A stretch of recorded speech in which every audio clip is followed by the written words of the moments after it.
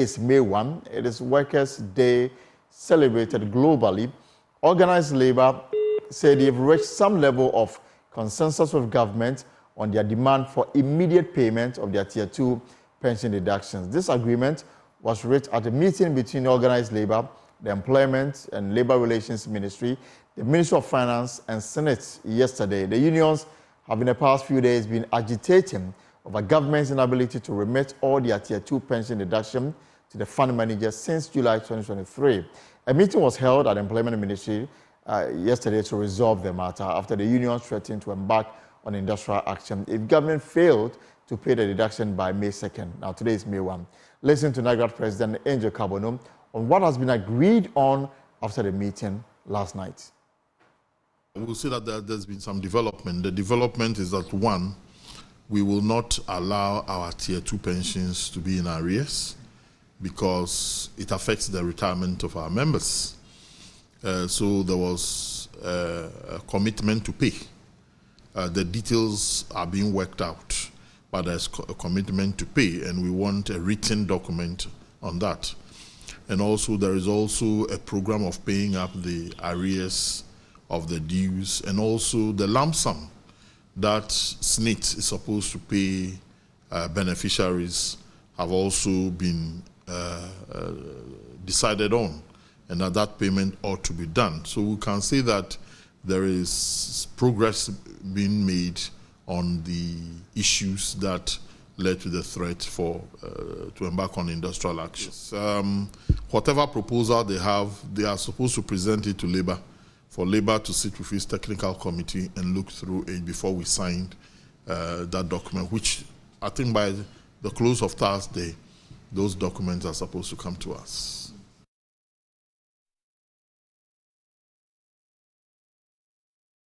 Well, another matter of interest is the fear of SNIT's inability to fully pay pensioners their full contribution by 2036. That's according to a report that, an actuarial said it has been done. Now, Angel Kabonum says, despite some assurance from SNIT, they have rejected the call for an increase in contribution. The defense need is coming out is the fact that, the government of Ghana will not allow a situation where we cannot pay beneficiaries. But the actual role of SNIT is to take those monies and invest prudently so that the whole scheme can be sustained. That is where the controversy is. The controversy, the research is realized that government is not been fulfilling its obligation.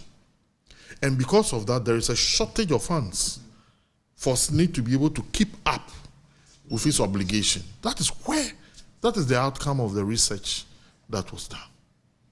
And then two, the question we should ask is, over the years, have SNIT been investing prudently? And prudent investment is investment that brings you maximum returns. Then on the issue of SNIT request that workers have to pay up more, some of us have a difficulty in accepting that concept as at now.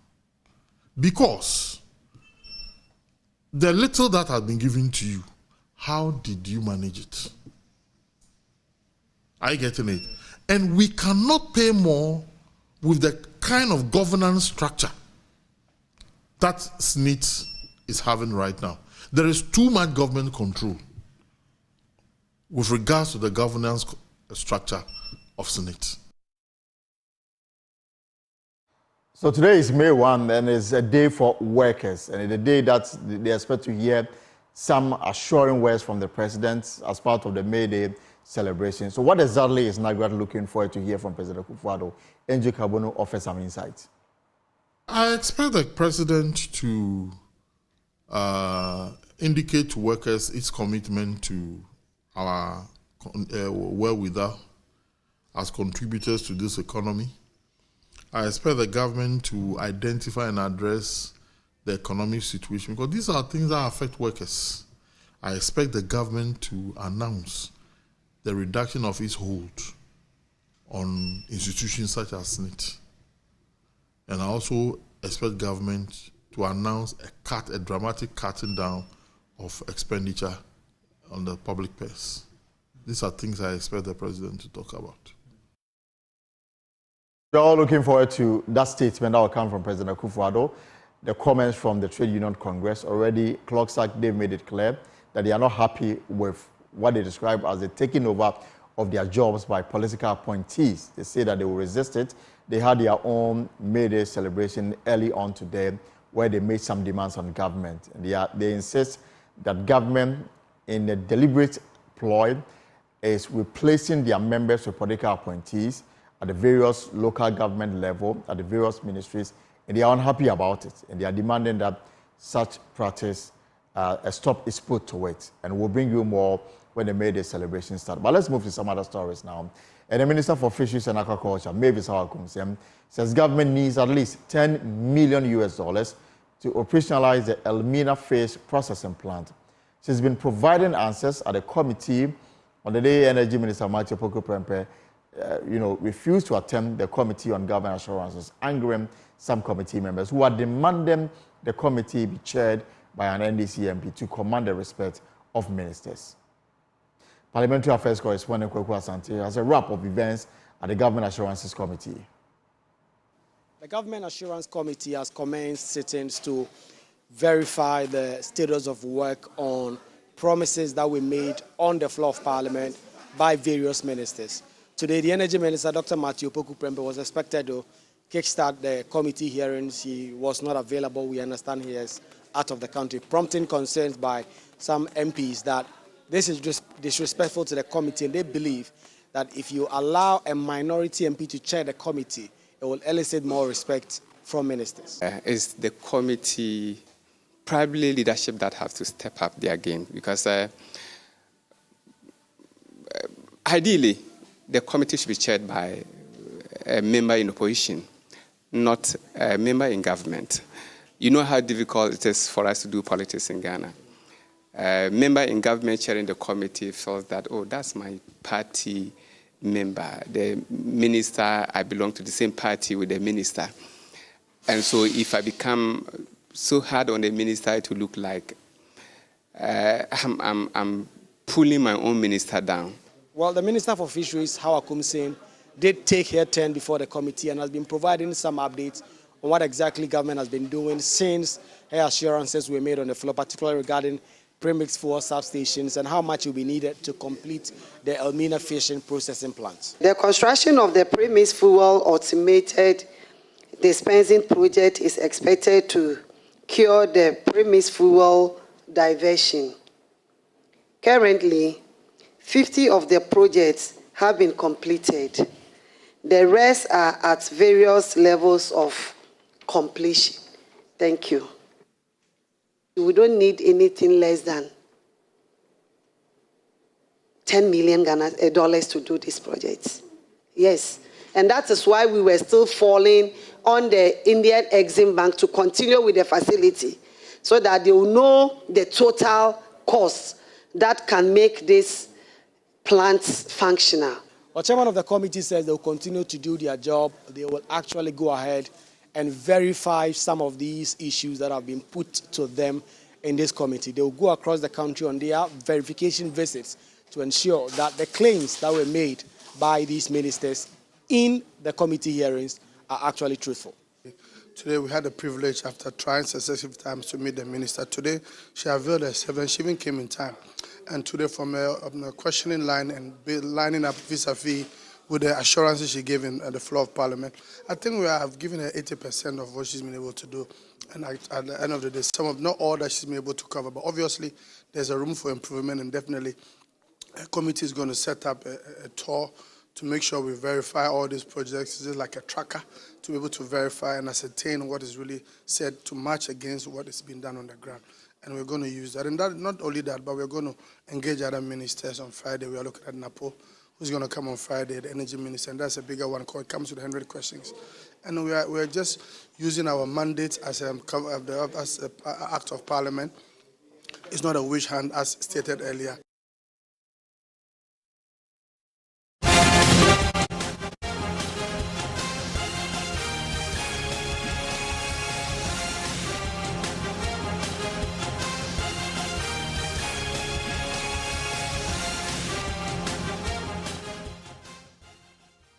And this is your election headquarters. The flag bearer of the governing New Patriotic Party, Dr. Mahamudu Bawumia, has challenged the Ghanaian people to take up individual and collective roles as citizens to help transition as many as possible Ghanaians out of poverty. The flag bearer has thus pledged his own commitment to end the canker of street children with the provision of conducive and all-inclusive environment for teaching, learning, and skill development if he's get the nod to be President of the Republic. Dr. Bawumia said this when he joined the Gamanche and Father Campbell to cast salt for the construction of Madam Theresa soup kitchen at Mamprobi yesterday before embarking on a door-to-door campaign in the Dome Kwabenya constituency. Founder of Leopard's Edge, Father Campbell, is the brain behind the Mother Teresa soup kitchen. He commended Vice President Dr. Mahamudu Bawumia for his commitment towards the well-being of the downtrodden in society. The street children, the poor and the needy, thus the reason for cutting the sod here this morning, here at Sempe. This is a dream come true. I thank His Excellency, Dr. Bawumia, for his continuous support over the years. He kept encouraging me, supporting me, and pushing me during the hard times when I was looking for land. Education Minister Dr. Yahweh Duchum also underscored the need to have contemporary educational infrastructure for a successful implementation of STEM education in Ghana. And we cannot talk about 21st century education in 19th century buildings. So there will be an alignment. 21st century buildings with 21st century education. On his part, Vice President Dr. Mahamudu Bawumia challenged the Ghanaian people to play their part in uplifting the less privileged in a bid to eliminate the phenomenon of street children from Ghana. Our goal is to end the canker of street children as we provide a conducive environment for teaching, learning, and skills development for these children. This is in line with government policy on gender, children, and social protection, where major interventions have been made under our administration, and we hope to do even more come next year by the grace of God when I form a new government. The Vice President also kick-started his presidential campaign in the Greater Accra region with pistol stops and door-to-door engagements with traders in the Dome Kwabenya constituency.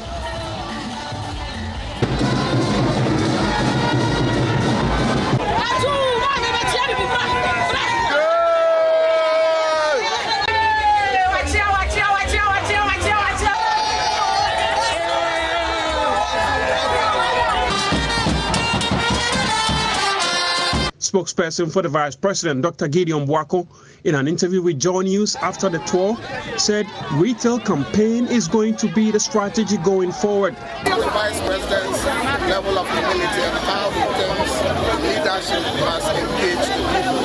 He feels that the communication or interaction between him and the electorate should not be the rally type of engagement, but rather going to the people in their hamlets, in their kiosks, in their offices, in their homes. Let them also feel that you are a servant leader and you are ready to humble yourself to come. Dr. Mahamudu Bawumia is expected to continue with his campaign on Wednesday.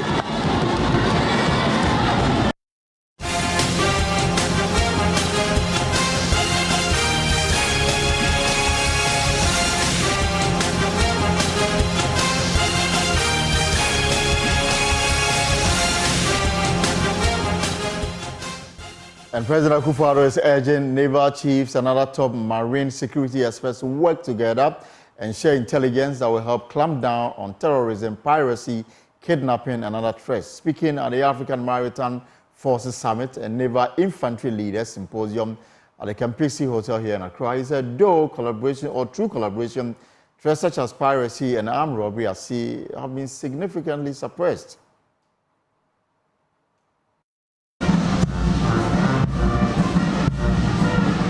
Governmental and military leaders from more than 40 countries on 4 continents kicked off the 2nd Annual African Maritime Forces Summit and 3rd Naval Infantry Leaders Symposium Africa here in Accra. The summit, combined this year for the first time, provides a unique venue for participants to address shared concerns and expand maritime cooperation and coordination. The forum will strengthen strategic-level relationships to help facilitate better regional cooperation when dealing with maritime threats.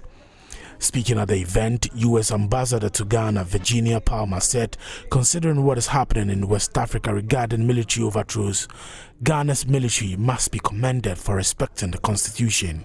She said the maritime domain is big and no country can single-handedly deal with the crimes there. Important these days. I salute you. We all respect it very deeply. And it is a great contributor to Ghana's success and prosperity. This gathering is a testament not only to our shared commitment to maritime security, but also to enduring partnership between our nations and the continent of Africa. Here in West Africa, peace building and security are never far from our minds. Ghana has been fortunate in avoiding violent extremist attacks. As you know, some of Ghana's neighbors have not been so lucky. As His Excellency the President noted at the very beginning of his State of the Union address earlier this year, West Africa is under threat of terrorism and violent extremism. Countries in this region can no longer take our territorial integrity for granted. These are indeed times in which the work and collaboration of everyone in this room is critical. Comptroller General of the Ghana Immigration Service, Kwame Isuatechi, said his outfit has strengthened its second layer of border management through an enhanced inland checks to deal with the threats of terrorism. He urged commuters to cooperate with the GIS in that regard. And also one of the strategies we've adopted, which is very critical, is what we call the second layer in border management. So we have what we call the inland checkpoints. So those who have been traveling from the borders, coming from the north, you will find that you have immigration officers sometimes with the police doing all these checks. And we need to advise Ghanaians and plead with them to exercise a bit of patience when our officers stop these vehicles to do search, ask them questions. It's for their own safety and the safety of this country. So it's very critical that this inland checkpoint is also playing a part in our border security. And we're asking Ghanaians, like I'm saying again, to exercise a bit of caution, not complain that why we stopped this vehicle, why are you searching us? It shouldn't take more than 10-15 minutes. And it's for your own safety, because you don't know that there is a terrorist on the vehicle, because we have a lot of unapproved roads and they may have passed somewhere that we will not have seen them. So we are also appealing to Ghanaians to also assist the Ghana Immigration Service and other security agencies in fighting this terrorism. In his speech, President Kufuor urged the participants to work together and share intelligence that will help clamp down on maritime threats.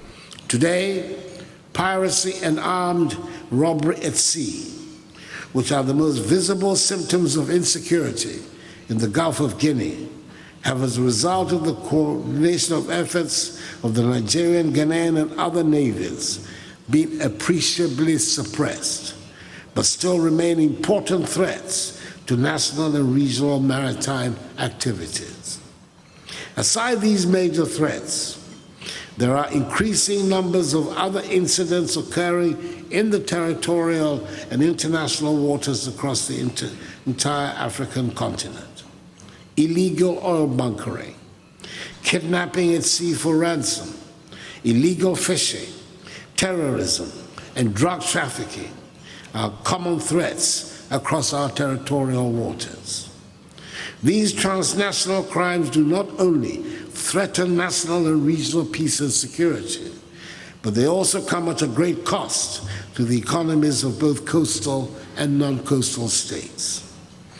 In the face of these challenges, it is imperative that we foster greater cooperation and collaboration amongst African maritime forces. By working together, sharing intelligence, and coordinating our efforts, we can address effectively maritime security threats and safeguard our maritime domain.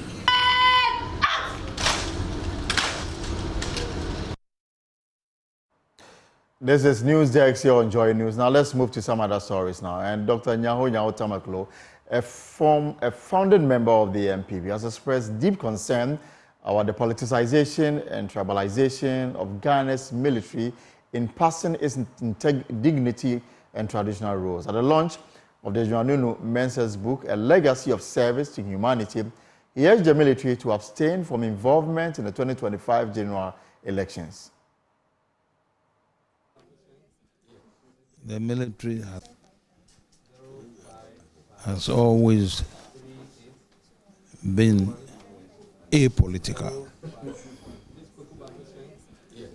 The military has never played any political role unless they are in power. The then leaders of the armed forces have a reason for doing that, so that you can have a cohesion. An armed forces that is not tribalized. An armed forces that is apolitical. An armed forces that will definitely be armed forces for the country. Because the Ghana armed forces fight an external power, not internal power. Now, unfortunately, as I speak now, the military is being politicized. No one can deny that. I know it. Why do I say so? The method that was used years back is no more being applied. Now, what we hear of so-called protocol listing, when members of either political parties or even clansmen are put into the armed forces. And this is very dangerous for the armed forces. And I hope this will stop soon in this country. By their training, they hardly mix with civilians unless there's a special directives being given. Before special directives will be given, then there must be something that cannot be controlled by the police. And when you see the military attacking the population, then there's something wrong with the command structure. So in situations that military men are deployed when there is no tension or stress to polling stations is completely out of order, totally out of order. So to me, the military has no role to play whatsoever in this coming election in December. Meanwhile, General Mensah echoed worries about the nation's trajectory, suggesting a lack of concern from its leaders. The direction the government or the country is going, which I believe is wrong. And I've been trying to shout and shout. Nobody is listening to me. Like a driver, you're in a car that the driver is driving, he's going to a ditch. You are shouting, you are pushing, he doesn't mind you. You're going to crash. Ghana is going to crash. So the idea is to get the media to tell the people, tell Ghanaians, tell the world that we are heading towards disaster. That's the whole idea about this launch. It's not to get anything out of it. It's to express my frustration about the way the country is going. People of this country walk around frustrated with their jobs. One of these days, they're going to, like June 4th, they're going to blow up and mess us all up. That is the essence of today's is to let the government know that the issue is serious. If they wouldn't listen to me, at least I'm going public, let the media take it to the people. If they wouldn't listen to me, there's nothing else. I've done my bit. Now, researchers are deploying census in urban poor communities to investigate pollution sources and its impact on residents. The goal is to assist municipal assemblies in cracking down on polluters and protecting vulnerable groups. Air Quality Beat reporter Michael Ashale has more in the following report. According to WHO's 2022 data, a startling 99% of the global population is exposed to polluted air. In Ghana, air pollution is responsible for at least 28,000 deaths annually. Air pollutants come in various forms, including particulate matter, nitrogen oxides, sulfur dioxide, carbon monoxide, volatile organic compounds, and ozone. These pollutants originate from a range of sources such as vehicle emissions, industrial processes, and power plants. That makes the Tema Industrial Enclave a hotspot. The situation is, as Tema is an industrial city, there's a lot of industries and their operations churn out fumes into the atmosphere. Wisdom Adeche is the Metro Health Officer for the Tema Metropolis. So it will affect our atmosphere. Burning of waste, also the fumes that comes out, people inhale it, and it will affect health of people who inhale it. For years, air pollution has been the talk of town, especially among the urban poor and in the slum communities around the industrial enclave. Authorities have had a challenge tackling the menace. Tema East Sub-Metro Director Mawunyo Amenya will explain why. We don't know the extent of which our communities are polluted, the air and the quality of air that we also breathe in. The inherent difficulty in tackling air pollution stems from the lack of precise data on its sources, affected demographics, and the extent of its harm. People's Dialogue, in collaboration with Clean Air Fund, is filling that gap. They are deploying air quality sensors in 3 urban communities. Hamza Bawa Mahama works with People's Dialogue on Human Settlement. He believes the data will help municipal assemblies to fashion policies that directly tackles the sources of pollution and to plan more inclusive communities. The project covers initial 3 communities. We are looking at Tema Newtown here because of the industrial nature. We are also looking at Sokoban in Kumasi. Sokoban because of the wood industry, the wood factory. It's basically about data. Before you can make any intervention, you need data. And so the sensors are basically to help us gather data. So we have 2 forms of sort of sensors that we are going to deploy. The first one is we call it the purple air sensor. The outdoor is an outdoor sensor that we are going to anchor. And then we also have the air beam. The air beam is just like a handheld device. In Africa, funding for air quality between 2015 and 2021 was a drop in the ocean. By supporting projects like this, Clean Air Fund hopes to change that narrative. Victoria Teria is an analyst at the Clean Air Fund in Ghana. And so for this project, we are looking at the slum communities, the urban poor, the effect of air quality, air pollution on their health, and also to inform policy. So we'll be linking that with the policymakers as well to make certain policies to help mitigate the effects of air pollution. At least 1 stationary outdoor air quality monitor will be mounted in the community, and some wearable sensors will be deployed.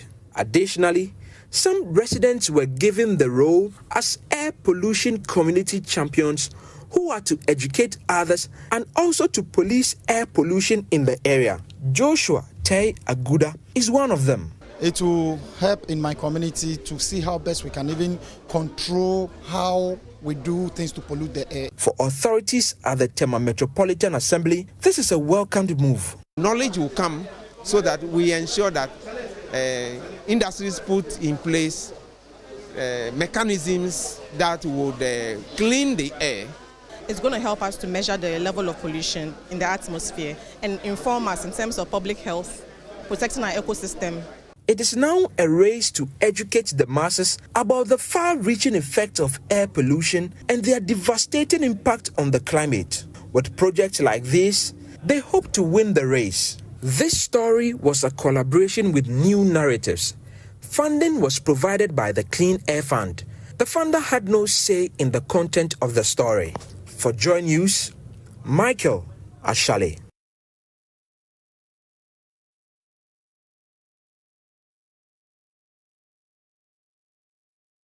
And we are still in a workers' mood. It's holiday, global holiday for every worker, including myself, and we're enjoying in the benefits of that. But former President John Mahama has commended Ghanaian workers for their dedication and commitment to national development. In his maiden message to workers, the NDC flag bearer said their dedication to maintaining fair and peaceful election is not only a duty, but a shared responsibility essential for the nation's stability and prosperity. He, however, expressed regret that today's Workers' Day celebration is tempered by the country's severe challenges because of poor governance, incompetence, economic mismanagement, institutionalized corruption under the current MPP administration. He said the forthcoming election on December 7 offer citizens a pivotal opportunity to alter the current trajectory and set a new course.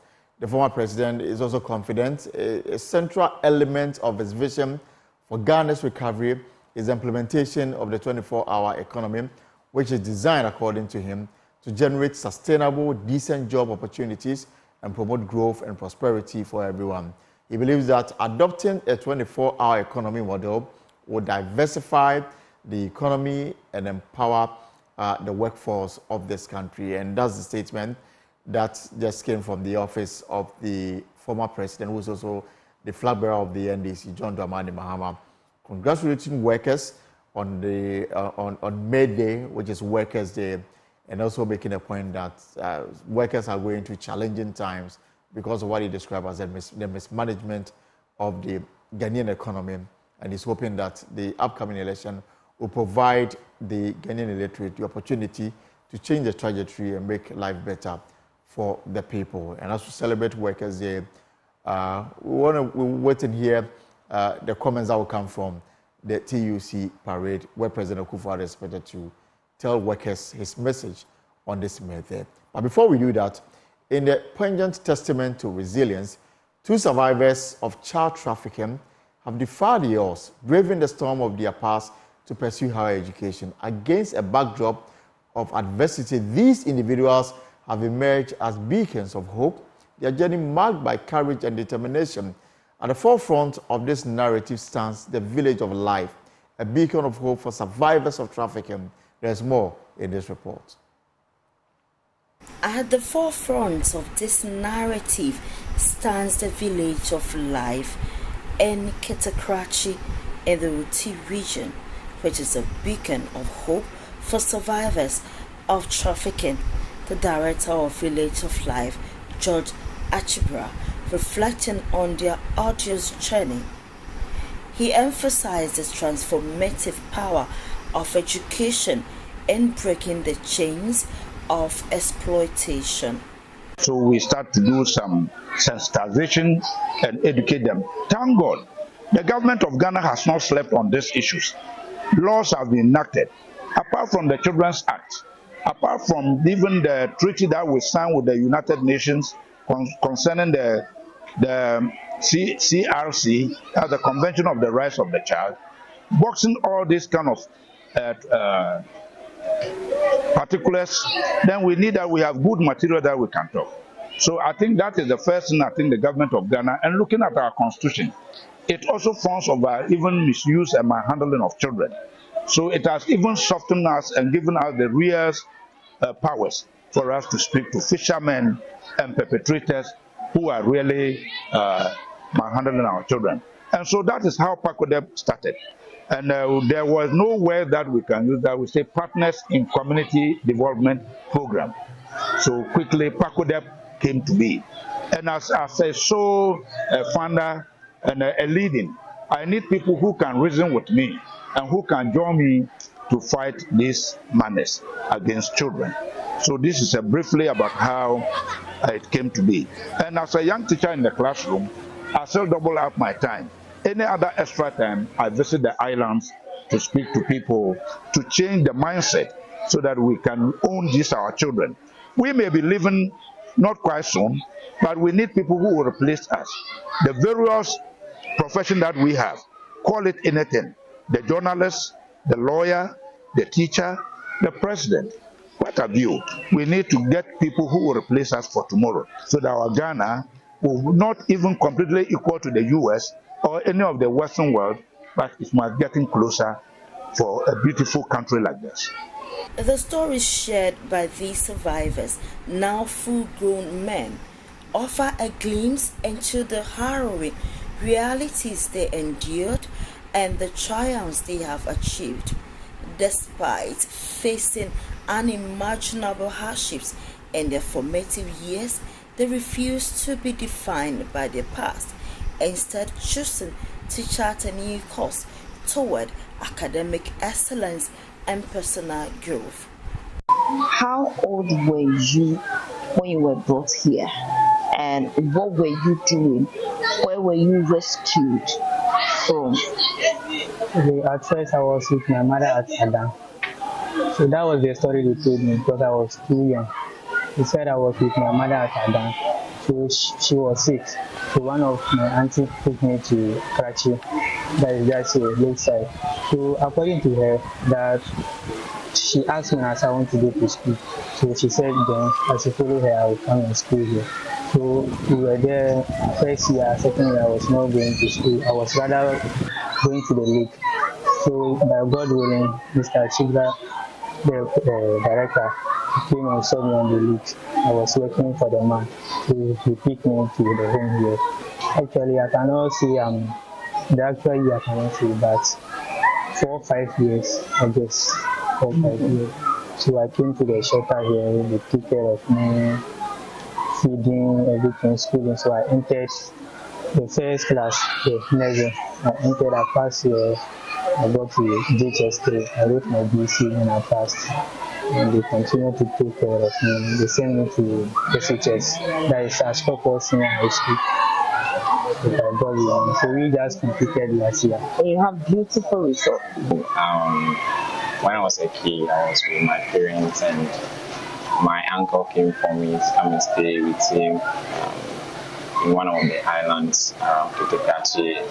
So I was with him, helping him to do his fishing job, and he wasn't taking me to school, and it was very bad. Sometimes he or colleagues in uniforms and then you weren't in uniform, very hurting and pathetic. So I was with him working, and Pakode came to my aid and I was rescued. I was 2011 to there. So I came to village of life and I started my primary 2, and I tried my best.